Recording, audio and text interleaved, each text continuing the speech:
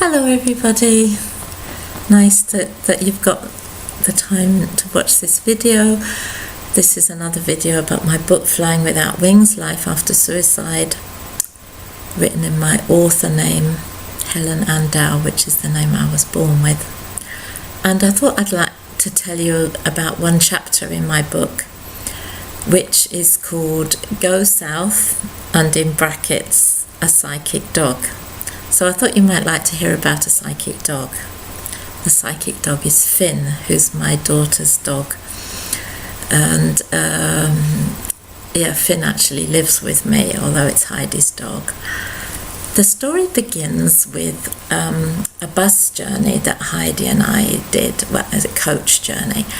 And we were having a really good time. We were just imagining some situation which actually never existed, but we were just joking about some situation that could happen that would be really funny and making up things as we were going along. Anyway, we were in very good spirits, and after a while Heidi says to me, "Oh Mum, I'm really thirsty. Have you got anything to drink with you?" I said, "No, sorry, I didn't bring anything." She goes, "Oh," and then suddenly the man who's sitting behind us, who'd obviously been listening to us, he suddenly produced a bottle of mineral water and gave it to Heidi. So we said, "Oh, thank you very much, that's really nice of you." He said, "Keep the bottle."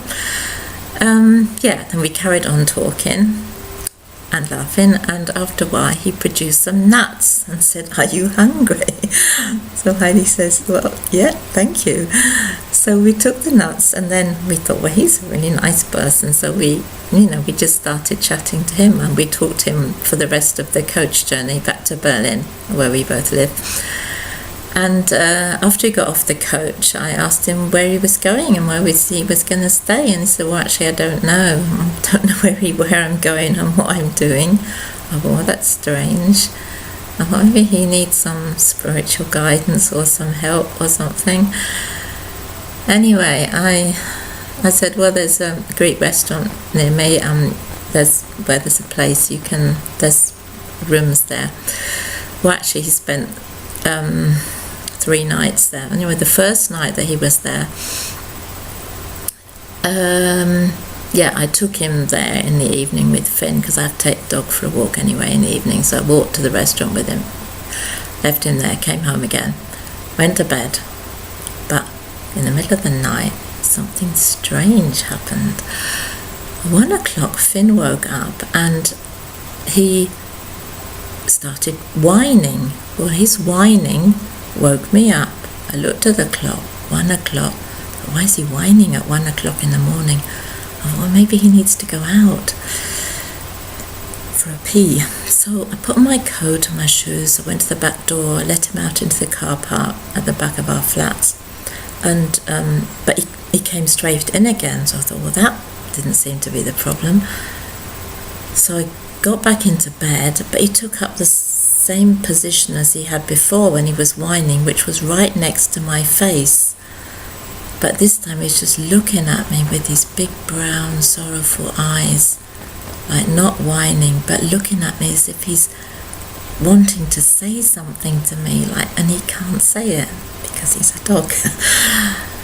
So I'm thinking, well, what's going on? What's the matter? And after a while of thinking what could be the problem, what's the matter, I thought maybe God is using him to get me to pray for Sven. Maybe there's some problem in the Greek restaurant with Sven and I have to pray for him. So I got up and I went to my prayer corner and started praying. Well, as soon as I did that, Finn lay down on his blanket and went to sleep. So I thought, well, that's strange. And I prayed for quite a long time, asked God to look after Sven, protect him, give him whatever he needs. And after a while I felt this presence in the room. If you're psychic, you can feel, if there's somebody in a room, a spirit person. So I thought, oh, who's this now? I feel the presence of somebody. I try to tune in with this presence and I feel is somebody who was very down to earth. He worked with his hands. I see lots of little birds around him. I don't know the meaning of the little birds at the time. And he tells me that he's Sven's father. And I have to tell Sven, go home, son.